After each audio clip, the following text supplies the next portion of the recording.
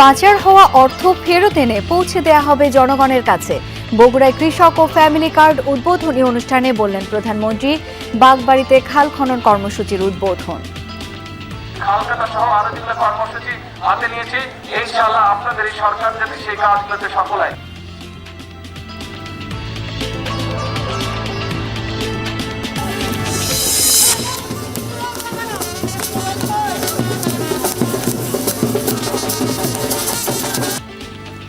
তেরোতম city corporation হিসেবে যাত্রা শুরু করলো বগুড়া। পরিকল্পিত ও নান্দনিক শহরের আশাবাদ, প্রত্যাশা পূরণ হওয়ায় শহরবাসীর উচ্ছ্বাস। আমাদেরকে সিটি কর্পোরেশন থেকে বঞ্চিত রেখেছিল। বগুড়ার প্রত্যেকটা মানুষ আজকে উচ্ছ্বাসিত। সিটি কর্পোরেশন ঘোষণা করার মাধ্যমে বগুড়ার উন্নয়নের সূচনা হলো। এই আনন্দ, এই অনুভূতি আসলে ভাষায় প্রকাশ করার মতো না। ডিপো থেকে তেল সরবরাহ বৃদ্ধি করা হলেও বেশিরভাগ জেলাতে রেশনিং পদ্ধতিতেই বহাল রয়েছে। দীর্ঘ লাইন দিয়ে জ্বালানি নিতে হচ্ছে গ্রাহকদের। মন্ত্রী হিসেবে করছে সংকট নাই, কিন্তু সংকট না হলে এবার ওপেনে লেখা আছে তেল নাই। এখন ধান মনে করেন 2 লিটার 1 লিটার তেল দিয়ে আমরা কি করবো? এই বললো খারাপ তেল দিচ্ছে 200 টাকা, 200-300 টাকা তেল দিচ্ছে। আমাদের যে ধান আছে, ভুট্টা আছে খেতে। হাম ও উপসর্গ নিয়ে আজ আরও 3 শিশুর মৃত্যু। কুমিল্লায় আক্রান্ত হচ্ছেন বড়রাও। দেশ জুড়ে শুরু হয়েছে বিশেষ টিকাদান কর্মসূচি। হামের প্রকোপ বেশি, তো এই জন্য টিকা দিতে আসছি। টিকা দেওয়ার পরে আমরা এখন অন্তত উদ্বিগ্ন থেকে মুক্ত হইলাম।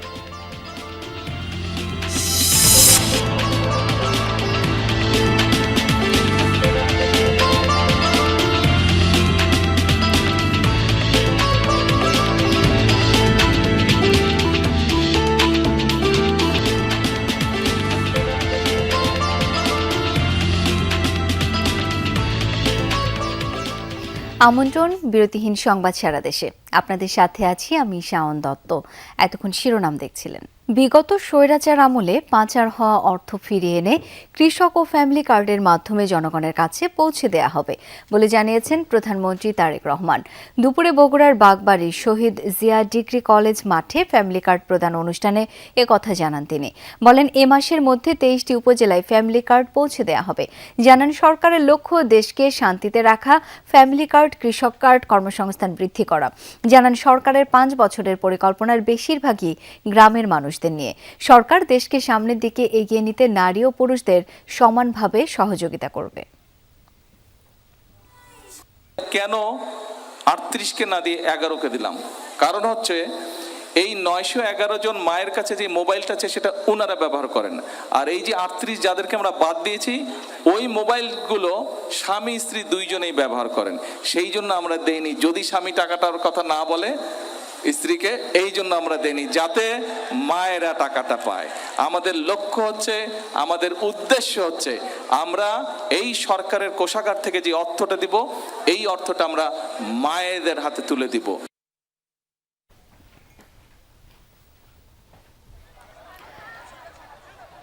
পরে বগুড়ার বাগবাড়ি নসিপুরে অবস্থিত চৌকির দহ খাল পুনঃখনন কার্যক্রমের উদ্বোধন করেন প্রধানমন্ত্রী তারেক রহমান। এ সময় তিনি বলেন, দেশে যেসব এলাকায় বন্যা হয় সেখানে এই খাল খনন করা সম্ভব হলে মানুষের সম্পদ, গবাদি পশু, ফসলকে রক্ষা করা যাবে। সরকারকে কাজের মাধ্যমে সহযোগিতা করার আহ্বান জানান প্রধানমন্ত্রী। বিকাল 4টার পর বগুড়ার গাবতলীর বাগবাড়ির নিজ বাড়িতে পৌঁছান প্রধানমন্ত্রী। 2 দশক পর পৈতৃক ভিটায় পা রাখলেন তারেক রহমান। তার সাথে ছিলেন সহধর্মিণী জুবাইদা রহমান। বাড়িতে পৌঁছলে স্থানীয় নেতাকর্মী ও বাড়িতে বসবাসকারীরা তাকে ফুলেল শুভেচ্ছা দিয়ে বরণ করে নেয়। নিজ ঘরে প্রবেশ করে কিছুক্ষণ সেখানে অবস্থান করেন তারেক রহমান। তাকে দেখতে এলাকার মানুষ জিয়া বাড়ি ও বাড়ির আশপাশে ভিড় করে। সবশেষ 2006 সালে মা বেগম খালেদা জিয়া প্রধানমন্ত্রী থাকাকালীন বগুড়া গাবতলী উপজেলার বাগবাড়িতে পৈতৃক ভিটায় গিয়েছিলেন তারেক রহমান। সেই ভিটায় 20 বছর পর ফিরলেন প্রধানমন্ত্রী হয়ে। গাবতলীর মানুষের মন জুড়ে তাই যেন ঈদের খুশি।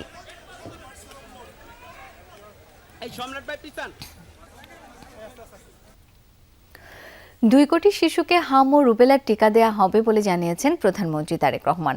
বেলা 2টার পর বাগবাড়িতে জিয়াউর রহমান গ্রাম হাসপাতালে সারা দেশে হাম রুবেলা টিকাদান কর্মসূচির উদ্বোধন শেষে কথা জানান তিনি। বলেন, বিগত স্বৈরাচার ও অন্তর্বর্তীকালীন সরকার বাচ্চাদের জন্য টিকা আনেনি, কিছু মানুষের গাফিলতির কারণে অনেক শিশু প্রাণ হারিয়েছে। বিএনপি সরকারের নেওয়া দ্রুত পদক্ষেপের মাধ্যমে এই মৃত্যুর হার কমে আসবে বলেও জানান প্রধানমন্ত্রী। আরও বলেন, শিশুরা আগামী দিনের ভবিষ্যৎ, শিশুদের প্রাণ ও নতুন প্রজন্মকে রক্ষায় সবার সহযোগিতা চান প্রধানমন্ত্রী তারেক রহমান। পরে হাসপাতালে মতবিনিময় সভায় অংশ নেন তিনি। এই পরিকল্পনার মধ্যে যে অনুষ্ঠানটি আজকে শুরু হলো, আমরা 2 কোটি, সারা দেশে 2 কোটি শিশুকে হাম এবং রুবেলার ভ্যাকসিনেশন আমরা প্রদান করব। সেই জন্যই আমরা আত্মবিশ্বাসী যে ইনশাআল্লাহ দ্রুততার সাথে আমরা এই অসুস্থতার হাত থেকে শিশুদের প্রাণ বাঁচানোর সক্ষম হব। দেশের 13তম সিটি কর্পোরেশন হল বগুড়া। প্রধানমন্ত্রী হওয়ার পর প্রথমবারের মতো নিজ জেলায় সফরে গিয়ে বগুড়া সিটি কর্পোরেশন উদ্বোধন করেন তারেক রহমান। এর আগে বগুড়া সহ 7 জেলায় বেইল বন্ড কার্যক্রমের উদ্বোধন করেন তিনি। এছাড়া দিনব্যাপী নানা কর্মসূচিতে যোগ দেন তারেক রহমান। বগুড়াবাসীর দীর্ঘদিনের প্রতীক্ষার অবসান, সিটি কর্পোরেশন হলো বগুড়া। গত বছর সদর উপজেলার 18টি ওয়ার্ড ও শাহজাহানপুর উপজেলার 3টি ওয়ার্ডের কিছু অংশ নিয়ে সিটি কর্পোরেশন প্রতিষ্ঠার কাজ শুরু হয়। দুপুরে দেশের 13তম সিটি কর্পোরেশন হিসেবে বগুড়ার নাম ফলক উদ্বোধন করেন প্রধানমন্ত্রী। বলেন, বগুড়াবাসী রাজনৈতিক কারণে গত 17 বছর ধরে উন্নয়ন থেকে বঞ্চিত হয়েছে। সিটি কর্পোরেশন হওয়ায় বগুড়া একটি পরিকল্পিত ও নান্দনিক শহর হবে বলে আশা প্রধানমন্ত্রীর। আমরা 2001 সাল থেকে এটির কাজ শুরু করছিলাম। নরমালি সিটি কর্পোরেশনের যে সকল সুযোগ সুবিধা থাকে, আপনারা দেখেছেন 2001 থেকে 2006 সাল পর্যন্ত আমরা ধীরে ধীরে সেইগুলোর ম্যাক্সিমাম, বেশিরভাগ যেগুলো সুযোগ সুবিধা থাকে একটি সিটি কর্পোরেশন হলে, সেই সুযোগ সুবিধাগুলো আমরা গড়ে তুলেছিলাম। এখনো কিছু কাজ বাকি আছে। এর আগে বগুড়া সহ 7 জেলায় বেইল বন্ড কার্যক্রমের উদ্বোধন করেন তারেক রহমান। সকালে বগুড়া জেলা ও দায়রা জজ আদালত প্রাঙ্গণে আয়োজিত অনুষ্ঠানে প্রধানমন্ত্রী বলেন, জনগণ তাদের হারানো গণতান্ত্রিক রাজনৈতিক অধিকার ফিরে পেয়েছে। শুধু আইনের শাসনই নয়, ন্যায় বিচার প্রতিষ্ঠায় তার সরকার কাজ করছে বলে জানান প্রধানমন্ত্রী। জানান, পর্যায়ক্রমে দেশের সব আদালতে বেইল বন্ড কার্যক্রম চালু হবে। আইন বিভাগ, শাসন বিভাগ ও বিচার বিভাগ, এই 3টির মধ্যে সমন্বয় করে দেশে ন্যায় শাসন প্রতিষ্ঠা করা গেলে নাগরিকদের গণতান্ত্রিক অধিকারের সুফল মিলবে। অন্যথায় এই সুযোগ গণতন্ত্র নাগরিকদের মিলবে না। এর আগে সকাল 11টার পর বগুড়া জেলা আইনজীবী সমিতির নবনির্মিত ভবনের ফলক উন্মোচন করেন তারেক রহমান। জনদুর্ভোগ লাঘবের উদ্দেশ্যে বিচার ব্যবস্থার পুরো প্রক্রিয়াটিকেই বর্তমান সরকার কম্পিউটারাইজ সিস্টেমের আওতায় এনে বিচার বিভাগে মডার্নাইজেশনের উদ্যোগ অব্যাহত রাখবে ইনশাআল্লাহ। বিচার ব্যবস্থা থাকবে সম্পূর্ণ স্বাধীন এবং ন্যায় বিচার প্রতিষ্ঠার অন্যবদ্ধ পাদপীঠ। সকাল 7টার পর রাজধানীর গুলশানের বাড়ি থেকে সড়কপথে রওনা দেন তারেক রহমান। সাথে ছিলেন সহধর্মিণী জুবাইদা রহমান। দায়িত্ব গ্রহণের পর আজ প্রথমবার নিজ জেলা বগুড়ায় পৌঁছান প্রধানমন্ত্রী। সাবরিন আলিজা, যমুনা নিউজ। বাংলাদেশের প্রথম 5D AI ইনভার্টার যুক্ত সর্বোচ্চ বিদ্যুৎ সাশ্রয়ী যমুনা এয়ার কন্ডিশনার। দাম বৃদ্ধি ও ডিপো থেকে সরবরাহ 10 থেকে 20% বাড়ানোর ঘোষণার পরও দেশের বিভিন্ন জেলায় এখনও রেশনিং পদ্ধতিতেই বিক্রি হচ্ছে জ্বালানি তেল। দীর্ঘ সময় অপেক্ষার পরও চাহিদামতো তেল না পেয়ে ক্ষুব্ধ গ্রাহকরা। আবার তেল সংকটে আজও বিভিন্ন জেলায় সাময়িকভাবে বন্ধ রয়েছে অনেক পাম্প। বড় মৌসুমে প্রয়োজন অনুযায়ী ডিজেল না পাওয়ার অভিযোগ করেছেন অনেক চাষি। তীব্র গরমে হাঁসফাঁস অবস্থা, এরই মাঝে পাম্পে গ্রাহকদের দীর্ঘ অপেক্ষা, তবুও মিলছে না চাহিদা মতো তেল। কোথাও কোথাও ফিরতে হচ্ছে খালি হাতেই। রোদের ভিতরে 2 ঘন্টা ধরে সিরিয়ালে দাঁড়ায় আছে, তারপরেও তো পাইনি। তেলের দাম বাড়ছে, তাদের সমস্যা নাই, আমাদের কোনো সমস্যা নাই, কিন্তু তেলটা পর্যন্ত পাচ্ছি না। এখন আমরা শুনছি আজকে থেকে তেল বেশি দিচ্ছে, ঠিক আছে, সেই জন্য আমরা আসছি তেল নিতে, কিন্তু আসার পরে তো দেখতেছি সে আগের মতো একই অবস্থা। দেশের বিভিন্ন জেলায় পাম্প ও ডিলার পয়েন্টে ঘুরে দেখা গেছে আগের মতোই গ্রাহকদের দীর্ঘ সিরিয়াল। রেশনিং পদ্ধতিতেই বিক্রি হচ্ছে পেট্রোল, অকটেন ও ডিজেল। তেল সংকটে সাময়িকভাবে বন্ধ অনেক ফিলিং স্টেশন। চাহিদা মতো তেল না পেয়ে ক্ষুব্ধ গ্রাহকরা। শুক্রবারে বাংলাদেশ ব্যাংকের মোড়ে গেছিলাম, ওখানে 5.5 ঘন্টা ছিলাম, তারপরে তো এক ফোঁটাও তেল পাই নাই। আজকে কোনো তেল নাই, গাড়ি নিয়ে এসে ওই যে ঠাকে রাখছি। মন্ত্রী সাহেব কাছে সংকট নাই, কিন্তু সংকট না হলে এবার পাম্প ওপেনে লেখা আছে তেল নাই। বড় মৌসুমে চাহিদা মতো ডিজেল না পেয়ে বিপাকে কৃষক। তার উপর দাম বাড়ানোই উৎপাদন খরচ নিয়ে দুশ্চিন্তায় তারা। জমি ধান কেবল শেষ বাড়াইতেছে।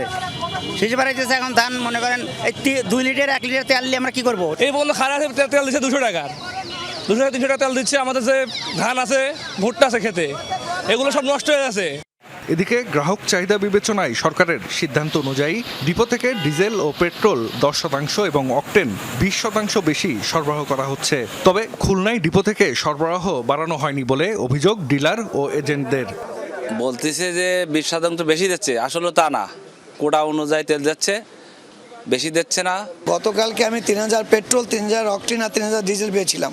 এটা গত 3-4 দিন ধরে এরকম পাচ্ছি। আজকেও ঠিক তাই দিছে। যে বললাম যে এরকম আমরা প্রজ্ঞাপন পাইছি, আমরা টিভিতে শুনছি যে 20% মানে বৃদ্ধি করা হয়েছে, বলে যে আমরা এখনো পর্যন্ত এরকম কোনো কিছু পাই নাই। অন্যদিকে বিভিন্ন জেলার পাম্প মালিকরা বলছেন ডিপো থেকে সরবরাহ কিছুটা বৃদ্ধি করা হলেও তা চাহিদার তুলনায় অপ্রতুল, তাই কাটেনি সংকট। আমরা আগে 5000-6000 অকটেন আনলে আমরা 2 দিনে বেচতাম, আর এখন 5000 লিটার অকটেন আনলে আপনার 2-3 ঘন্টায় শেষ হয়ে যায়। এখন বর্তমানে তো আমাদের তেল নাই, গতকালকে ছিল, আমরা দিয়ে শেষ করে ফেলাইছি। অসাধু ব্যবসায়ীদের পাশাপাশি ব্যক্তি পর্যায়েও কেউ যেন অতিরিক্ত তেল মজুত করতে না পারে, সেজন্য কার্যকর ব্যবস্থা নেওয়ার দাবি গ্রাহকদের।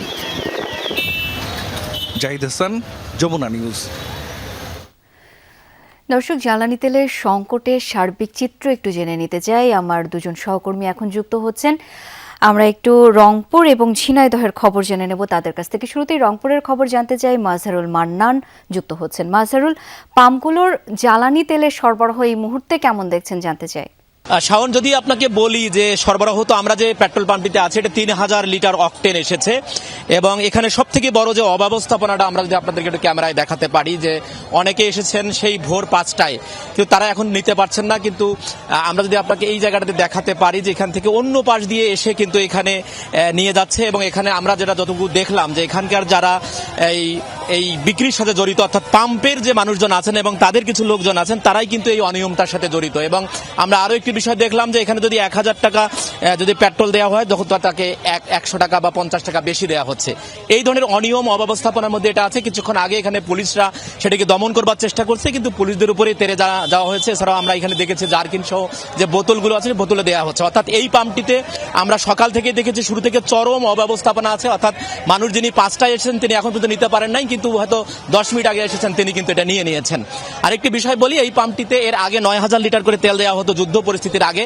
তখন এই পাম্পটি চলতো কিন্তু 5 দিন বা 6 দিন। এখন প্রতিদিনই 3000 লিটার পেট্রোল বা অকটেন দেওয়া হচ্ছে, তারপরেও কিন্তু এই পাম্পটিতে হচ্ছে না। এই জন্য গ্রাহক যারা তারা যেটা বারবার বলবার চেষ্টা করছেন, সমস্ত পেট্রোল পাম্পগুলোতে যদি রেশনিং পদ্ধতিতে তেল সরবরাহটা নিশ্চিত করা যায়, অর্থাৎ প্রত্যেকটি পাম্পে যদি তেলগুলো নিশ্চিত করা যায়, তাহলে এই যে অব্যবস্থাপনাও থাকবে না, এবং লোকজন যারা আজকে ভোগান্তির শিকার হচ্ছেন তারা সেটি হিসেবে দেখবেন। এবং আমি আপনাকে আরেকটু তথ্য দেই যে এই পাম্পটিতে কিন্তু কোনো ট্যাগ অফিসারও আমরা দেখিনি, এবং পুরো যে শাপলা চত্বর এলাকাটি আশেপাশে প্রায় 1-1.5 কিলোমিটার জুড়ে এখানে এই লোকজন অবস্থান নিয়েছে। এবং আপনারা যদি দেখেন যে একটু কি ধরনের তারা কেউ চিৎকার করছে, এখানে আমরা যদি আপনাদেরকে একটু দেখাতে পারি যে দেখেন যে এখানে আর একটি জায়গা থেকে নিয়ে এসে এখানে এই অব্যবস্থাপনাটা তৈরি করা হচ্ছে, এবং ইচ্ছা করেই এখানে পেট্রোল পাম্প যারা আছেন কর্তৃপক্ষ তারা এই কাজটিতে সুযোগ দিচ্ছেন, সে কারণে সেটি হচ্ছে। এজন্য কিন্তু ভোগান্তি বাড়ছে। শাওন, মাজহার, ধন্যবাদ আপনাকে। একটু ঝিনাইদহে যাব। আমরা রংপুরের পরিস্থিতি দেখছিলাম। আহমেদ নাসিম আনসারি, আপনি সঙ্গে আছেন এখন। আপনার ওখানে অর্থাৎ ঝিনাইদহের পাম্পগুলোর কি অবস্থা দেখছেন? গ্রাহকরা কি চাহিদা মতো তেল পাচ্ছেন? শাওন, ঝিনাইদহের মোট 36টি পেট্রোল পাম্প, তার বেশিরভাগই সকাল থেকে তেল দিতে পারেনি। যে কটায় দিয়েছিল সকাল 8টা, 8:30 পর থেকে দেওয়া শুরু করে 12টা, 12:30টার ভিতরে সমস্ত তেল, যেটা পেট্রোল এবং অকটেন বলে, যেটা সাধারণত মোটর সাইকেলে বেশিরভাগ ক্ষেত্রে ব্যবহার হয়ে থাকে, এর সাথে সাথে প্রাইভেট কারেও ব্যবহার হয়ে থাকে, সেগুলো কিন্তু ফুরিয়ে গেছে অনেকক্ষণ আগেই তারা ফুরিয়ে গেছে এবং বেশিরভাগ বাইকাররা তেল পাননি, না পেয়ে ফিরে গেছেন। এখন একটি লম্বা সারি আপনাকে আমি দেখাতে পারি ঝিনাইদহ শহরের হামদো এলাকা, এটা হচ্ছে ট্রাকের সারি। ওনারা এখন ডিজেল দিচ্ছেন।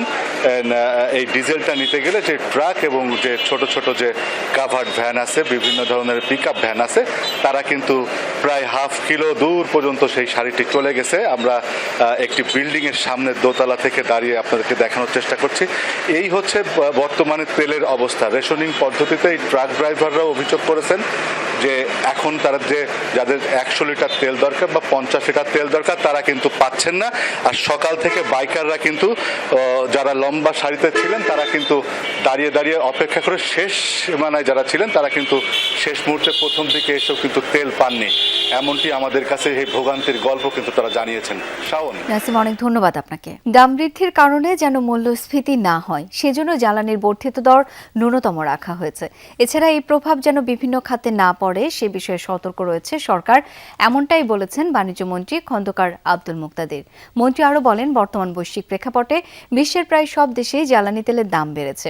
সেই তুলনায় দেশে জ্বালানির যে মূল্য সমন্বয় করা হয়েছে তা খুবই সীমিত। বাংলাদেশের যে ডিজেলের মূল্য ছিল 100 টাকা পার লিটার, সেটা বৃদ্ধি করে 115 টাকা করা হয়েছে। এবং এই মডেস্ট ইনক্রিজের কারণই হচ্ছে যেন এইটার কারণে মূল্যস্ফীতির সৃষ্টি না হয়। দেশে হাম ও উপসর্গ নিয়ে আরও 3 শিশুর মৃত্যু হয়েছে। ছোঁয়াচে রোগটিতে প্রাণহানির সংখ্যা বৃদ্ধি পাওয়ায় উদ্বিগ্ন অভিভাবকরা। হামের উপসর্গ নিয়ে 24 ঘন্টায় সিলেট ওসমানী মেডিকেলে নতুন করে 41 জন রোগী ভর্তি হয়েছে। ময়মনসিংহ মেডিকেলেও নতুন রোগী ভর্তির সংখ্যা 41। রাজশাহী মেডিকেল কলেজ হাসপাতালে 24 ঘন্টায় ভর্তি হয়েছে 15 জন। এছাড়া চট্টগ্রাম, বরিশাল ও খুলনা বিভাগের বিভিন্ন হাসপাতালেও বাড়ছে রোগীর ভিড়। শিশুদের পাশাপাশি বয়স্করাও আক্রান্ত হচ্ছেন এই রোগটিতে। জেলা সদর হাসপাতালগুলোর কোথাও কোথাও ওয়ার্ডের শয্যা সংখ্যার তুলনায় রোগী ভর্তি প্রায় দ্বিগুণ, বারান্দায় রেখেও চিকিৎসা দেওয়া হচ্ছে রোগীদের। এতে বাড়ছে সংক্রমণ ঝুঁকি। পরিস্থিতি সামাল দিতে হিমশিম খেতে হচ্ছে চিকিৎসক ও নার্সদের। আদমপুর মেডিকেলে ভর্তি করছি, ভর্তি করার পরে ইঞ্জেকশন দিতে করানোর পরে আপনার ময়মনসিংহ পাঠাইছে। ময়মনসিংহ নিয়ে এসে কালকে, আজকে ছুটি দেওয়া লাগে। হঠাৎ করে কুটি কুটি দাগ, হামরুগের লক্ষণ। পরে এখানে আসছি, পরীক্ষা করছি নরমাল, কিন্তু হামরুগের যে পরীক্ষাটা এটা এখান থেকে রক্ত নিচ্ছে সরকারি ভাবে, ওরা রেজাল্ট দিব।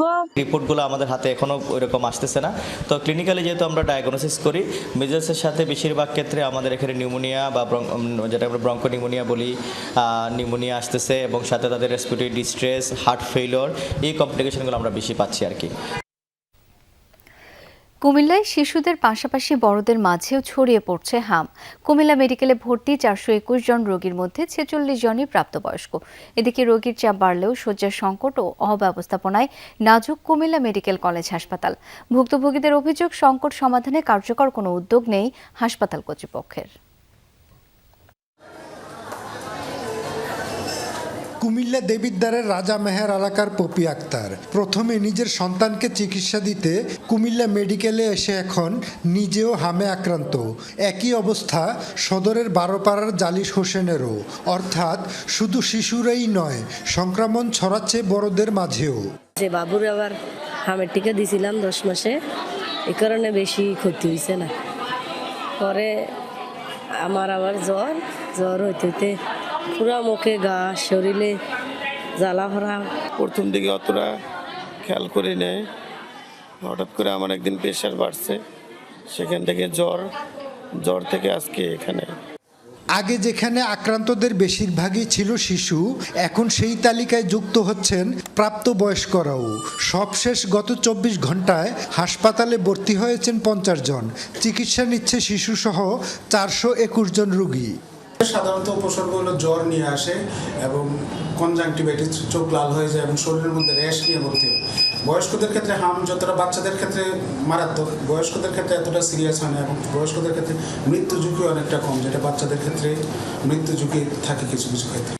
এদিকে রোগীর চাপ বাড়লেও হাসপাতালে শয্যা সংকট, অনেকেই বাধ্য হয়ে মেঝেতে চিকিৎসা নিচ্ছেন। অভিযোগ, রোগীকে ঠিকমতো দেখভাল করছে না চিকিৎসকরা। ডাক্তাররা মানে ডাকলে পরে কাছে আসে না, ওই দূর থেকে একটু ডেকে প্রেসক্রিপশনটা দেখে ওষুধ কিনে দিয়ে যায়। এখানে বেড অনুযায়ী রুগী অনেক বেশি, আমাদের যে রুগীগুলো আছে খুবই করুণ অবস্থায় না আছে এখানে পেন, ঠিক আছে নি, কারণ আমি যে রুগীর এই ঠান্ডাতে থাকতে হয়। এমন সংকটে কার্যকর উদ্যোগ না থাকার অভিযোগ উঠেছে পরিচালকের বিরুদ্ধে, যদিও এ বিষয়ে তার কোনো মন্তব্য পাওয়া যায়নি।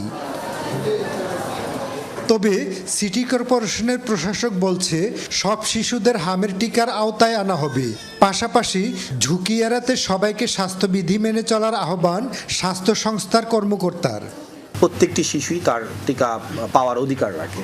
তা আমরা এই বিষয়টা আমাদের যারা এখানে দায়িত্বরত আছেন তারা খুব সজাগ দৃষ্টি রাখবেন যেন এরকম কোনো ঘটনা পুনরাবৃত্তি না হয়। কারণ যেভাবে হোক, যে কোনো ভাবেই হোক, একটি বাচ্চা যেন কোনোভাবেই টিকা পাওয়া থেকে বঞ্চিত না হয়। হাঁচি কাশি শিষ্টাচার, আপনি হাম হলে আইসোলেশনে থাকবেন, পরিবারের আক্রান্ত সদস্যরা যথাসম্ভব দূরত্ব মেনটেন করে হাঁচি কাশি শিষ্টাচার মেনটেন করবেন। আপাতত আমাদের এটাই হচ্ছে উপদেশ। কুমিল্লায় হামে এ পর্যন্ত মারা গেছে 5 জন শিশু। খোকন চৌধুরী, যমুনা নিউজ, কুমিল্লা। হামের প্রাদুর্ভাব মোকাবেলায় আজ থেকে দেশ জুড়ে চলছে হাম ও রুবেলার বিশেষ টিকাদান কর্মসূচি। রাজশাহীতে সকালে নগর স্বাস্থ্য কেন্দ্রে কার্যক্রমের উদ্বোধন করেন সিটি কর্পোরেশনের প্রশাসক Mahfuzur Rahman written. City corporation এলাকায় ৫৪,১৪৪ জন শিশুকে টিকা দেওয়ার লক্ষ্যমাত্রা ঠিক করা হয়েছে। এর মধ্যে রাজশাহী মহানগরীতে কমিউনিটি পর্যায়ে ৪৫,৬২৩ জন শিশুকে এবং স্কুল পর্যায়ে ৮,৫২১ জন শিশুকে টিকা দেওয়া হবে। এছাড়া রাজশাহী ৯ উপজেলায় ২,০১,৯৭৬ জন শিশুকে টিকার আওতায় আনতে কার্যক্রম শুরু করেছে সিভিল সার্জন অফিস। বরিশালের আগৈলঝরা উপজেলা স্বাস্থ্য কমপ্লেক্সে টিকাদান কর্মসূচির উদ্বোধন করেন তথ্যমন্ত্রী জহিরুদ্দিন স্বপন। জেলার ৮টি উপজেলার ১০,৬২,৫৪০ জনকে টিকার আওতায় আনা হবে। ৮,০০০-এর বেশি কেন্দ্রে দেওয়া হবে এই টিকা। বিগত সরকার টিকাদান কর্মসূচি নিয়ে অবহেলা করায় হামের রোগী বেড়েছে বলে অভিযোগ করেন জহিরুদ্দিন স্বপন। একটা দায়িত্বশীল সরকার হিসাবে আমাদের শিশুদেরকে এই নিরাপত্তা দেওয়ার দায়িত্ব অধিকার আমাদের। বিগত দিনে যে সরকাররা দায়িত্ব পালন করেছে তারা এই টিকাদান কর্মসূচিকে যথাযথভাবে পরিচর্যা করে নাই। পঞ্চগড়ের সিংপাড়া সরকারি প্রাথমিক বিদ্যালয় মাঠে টিকাদান কর্মসূচির উদ্বোধন করেন পানি সম্পদ প্রতিমন্ত্রী ফরহাদ হোসেন আজাদ। জেলায় ১,৩৬,৫২৭ জন শিশুকে দেওয়া হবে হাম রুবেলার টিকা। ৩ পৌরসভা সহ ৫ উপজেলার ১,১০৯টি টিকাদান কেন্দ্রে দেওয়া হবে টিকা। ১১ দিন ব্যাপী চলবে এই ক্যাম্পেইন। সারা দেশে হামের যে প্রাদুর্ভাব, বাচ্চা কাচ্চা মারা যাচ্ছে, এতে আমরা অনেক উদ্বিগ্ন ছিলাম, যাতে এই টিকা দেওয়ার পরে আমরা এখন অন্তত উদ্বিগ্ন থেকে মুক্ত হইলাম। এবার হচ্ছে হামের প্রকোপ বেশি, তো এই জন্য টিকা দিতে আসছি। ভয় আতঙ্ক তো আসছেই, সবার হচ্ছে আশেপাশে, তাই জন্য সরকারের পক্ষ থেকে আমরা এই পদক্ষেপ নিচ্ছি। আমি শুধু বলবো, বিশেষ করে এখানে অনেক অভিভাবক আছেন আমাদের মিডিয়ার মাধ্যমে, আপনারা গুজবে কান দিবেন। আপনি গুজবে কান না দিয়ে আপনার সন্তানকে আপনি টিকা দেন। ভোট শেষ হয়েছে ২ মাসের বেশি। পটুয়াখালীর বিভিন্ন এলাকায় এখনও সাঁটানো নির্বাচনী পোস্টার, ব্যানার, বিলবোর্ড, অথচ নির্বাচনী ফলাফলের ৪৮ ঘণ্টার মধ্যেই তা অপসারণ করার কথা। চারপাশে ব্যানার, পোস্টারের কারণে নষ্ট হচ্ছে জেলার সৌন্দর্য, জানিয়ে ক্ষুব্ধ স্থানীয়রা। পটুয়াখালীর গলাচিপা উপজেলার হরিদেবপুর খেয়াঘাট। ব্যস্ত এই ঘাটে দুই পাশে এখনও শোভা পাচ্ছে ত্রয়োদশ সংসদ নির্বাচনে লড়াই করা প্রার্থীদের বিলবোর্ড। শুধু হরিদেবপুর খেয়াঘাটই নয়, গলাচিপা পটুয়াখালী সড়কের আমখোলা বাজার, আদমপুরা এবং গলাচিপা থেকে পানপট্টি পর্যন্ত সড়কের দুই পাশে এখনও সাঁটানো আছে ব্যানার ও ফেস্টুন। একই অবস্থা পটুয়াখালী শহরের প্রবেশদ্বার চৌরাস্তা এবং পটুয়াখালী কুয়াকাটা মহাসড়কের হেতালিয়া বাদঘাট এলাকাতেও। অথচ নির্বাচন কমিশনের নির্দেশনা অনুযায়ী ভোট গ্রহণের 48 ঘন্টার মধ্যে এসব প্রচার সামগ্রী অপসারণে বাধ্যবাধকতা ছিল, কিন্তু 2 মাস পেরিয়ে গেলেও তা না হওয়ায় ক্ষোভ প্রকাশ করেন স্থানীয়রা। এই যে ব্যানারগুলো ফেস্টুনগুলো এগুলো এখন পর্যন্ত সরায় নাই। এই জন্যই বলছি বাংলাদেশে আইন আছে কিন্তু প্রয়োগ নাই, প্রশাসন এগুলোর চোখে বাজে না। এটা আইনের তো উচিত যেটা না মানুক, এটা তো আমরা তো পারবো না। এই বিষয়ের সাথে যারা সংশ্লিষ্ট এবং তাদের এটা পদক্ষেপ নেওয়া উচিত আর কি। এসব সড়ক দিয়ে নিয়মিত যাতায়াত করেন গলাচিপা উপজেলা নির্বাহী কর্মকর্তা ও সহকারী রিটার্নিং কর্মকর্তা, তবে এখনও তাদের নজরে আসেনি এসব বিলবোর্ড। জেলা নির্বাচন অফিসও বিষয়টি গুরুত্ব দিয়ে দেখছে। যদি এখনো পর্যন্ত কোনো প্রতিদ্বন্দ্বী প্রার্থীর নির্বাচনী প্রচার সামগ্রী এখনো থেকে গিয়ে থাকে, আমরা সংশ্লিষ্ট ইউনিয়ন পরিষদ বা যে স্থানীয় সরকার প্রতিষ্ঠান রয়েছে তাদের মাধ্যমে এগুলো অপসারণের ব্যবস্থা নিব। তা অনেকে উঠিয়েছে, আমরা সেটাই জানি। তারপরে আপনার মাধ্যমে জানলাম যে এখনো হয়তো কিছু কিছু রয়ে গেছে। আমরা এটা আরো ভালোভাবে জেনে এবার পরবর্তী যে করণীয় সেটা আমরা করব। ভোট পেতে ব্যানার ফেস্টুন টানানো হলেও নির্বাচনে জয় পরাজয়ের পর প্রার্থীরা যেন ভুলে গেছেন তাদের নির্বাচনী আচরণবিধি। যারা ব্যানার পোস্টার অপসারণ করেননি তাদের বিরুদ্ধে ব্যবস্থা নেওয়া হবে, এমনটাই প্রত্যাশা ভোটারদের। শামস তাবরিজ উচ্ছ্বাস, যমুনা নিউজ। দিনাজপুরে একটি বাড়িতে অগ্নিকাণ্ডে প্রাণ গেছে স্বামী স্ত্রীর। মধ্যরাতে শহরের সুইহারি আশ্রমপাড়া এলাকায় এই ঘটনা ঘটে। স্থানীয়রা জানায় রাতে হঠাৎই বাড়িটিতে আগুন দেখতে পান তারা, খবর দেন ফায়ার সার্ভিসে। পরে এলাকাবাসীর সহায়তায় আগুন নেভায় ফায়ার সার্ভিস। ঘরের ভেতর থেকে উদ্ধার হয় স্বপন সরকার ও তার স্ত্রী লতা সরকারের মরদেহ। অগ্নিকাণ্ডের কারণ খতিয়ে দেখছে পুলিশ ও ফায়ার সার্ভিস। মুন্সিগঞ্জের গজারিয়া নদীর পাড় থেকে এক শ্রমিকের মরদেহ উদ্ধার করা হয়েছে। ভোরে উপজেলার গুয়াগাছিয়া ইউনিয়নের গজারিয়া নদীর পাড়ের মাঠ থেকে রাকিবের মরদেহ উদ্ধার করা হয়। নিহত রাকিব শিমুলিয়া গ্রামের বাসিন্দা। স্থানীয়রা জানায় একটি ইলেকট্রিক কোম্পানিতে চাকরি করত রাকিব। বাউশিয়া এলাকায় ভাড়া বাসায় থাকতো সে। রোববার রাতে সমবয়সী 3-4 জন এসে তাকে পিয়াস নামের একজনের সাথে দেখা করতে ডেকে নিয়ে যায়। ভোর 5টার দিকে বালুর মাঠে তাকে পড়ে থাকতে দেখে হাসপাতালে নিয়ে যায় স্থানীয়রা। হিলিতে বেড়েছে মালচিং পদ্ধতিতে শসা চাষ। কম সময় এবং অল্প খরচের কারণে অনেকেই উৎপাদনে আগ্রহী হয়ে উঠছেন। বলছেন এই পদ্ধতিতে আগাছা নিয়ন্ত্রণ আর আর্দ্রতা ধরে রাখা সহজ, রোগবালাইও কম হয়, এতে ফলনের পরিমাণ বাড়ে। দিনাজপুর হিলির খট্টা মাধবপাড়া গ্রামের কৃষক সোহাগ হোসেন ধান সহ অন্য ফসলও চাষ করে তেমন লাভ না পাওয়ায় অনেক দিন ধরেই খুঁজছিলেন বিকল্প পথ। পরে এবছরই কৃষি বিভাগের পরামর্শ আর সহায়তায় 50 শতক জমিতে শুরু করেন মালচিং পদ্ধতিতে শসা চাষ। এ পদ্ধতিতে জমি তৈরির পর মাটিতে মালচিং পেপার বিছিয়ে চাষ করা হয়। এতে আগাছা নিয়ন্ত্রণ আর আর্দ্রতা ধরে রাখা সহজ, রোগবালাই কমে ফলনও বেশি হয়। আবাদে 60,000 টাকা খরচ হলেও এখন পর্যন্ত 1.5 লাখ টাকারও বেশি শসা বিক্রি করেছেন সোহাগ। সামনে আরও 1.5 লাখ টাকা শসা বিক্রির প্রত্যাশা। এই আবাদটা তারাই আমাকে বীজ, সার, এই মালচিং পেপার দিয়ে সহযোগিতা করছে। তারা আমাকে পুরো আশ্বাস দিয়েছে আপনি এই কাজটা করেন, লাভবান হতে পারবেন। যদি কোনো চাষি আধুনিকত্বের সাথে সঠিকভাবে পরিচর্যা করে আবাদ করে, সে অন্তত 1 বিঘা জমিতে 2 থেকে 2.5 লক্ষ টাকা লাভ করবে। এদিকে ইফতারের অন্যতম অনুষঙ্গ শসার চাহিদা রমজানে বেড়ে যায় কয়েক গুণ। পাইকারি বাজারে দাম বেড়ে যাওয়ায় কৃষকের লাভের পরিমাণও নিশ্চিত হচ্ছে। আর দিন দিন স্থানীয় অনেকেই আগ্রহী হয়ে উঠছেন শসা চাষে। মাসের কারণে চাহিদাটা বেশি। একটু আগে আরোগ্য থেকে ফোন দিয়ে বলেছে ভাই আমাকে বা মান 60 করবো মান লাগবে। তা আমরা ভাই ওগুলো পারবো না, হয়তো 35-40 মন দিতে পারবো। 30-35-40 দিনের ভিতর ওটা শুরু করে 2 মাস 2.5 মাস পর্যন্ত থাকে। এটা লাভের আবাদ। সার পচারি ওষুধ এগুলো সব কম লাগে, কৃষকেরা আবাদ করলে লাভ হয়। কৃষকদের স্বাবলম্বী করতে প্রশিক্ষণ, পরামর্শ সহ সব ধরনের সহযোগিতার কথা বলেছেন স্থানীয় কৃষি বিভাগ। যেই বীজটা আমরা দিয়েছি সেটা হচ্ছে হাইব্রিড জাতের একটা বীজ GP001, যেটা আমাদের দেশীয় শসার সঙ্গে আসলে মানে সংকর করে নিয়ে সেই জাতটা উদ্ভাবন করা হয়েছে। তো এই জাতটাতে আসলে দেশি শসার যেমন ফ্লেভার পাওয়া যাচ্ছে, পুষ্টিগুণের দিক থেকেও অনেক মানসম্পন্ন। স্থানীয় কৃষি বিভাগের তথ্য মতে গত মৌসুমে হিলিতে 1 হেক্টর জমিতে শসা চাষ হলেও এবারে পরিধি বেড়েছে 3 হেক্টর জমিতে। শাহজিন অন্তরা, যমুনা নিউজ। দর্শক, এই ছিল সংবাদ সারা দেশে।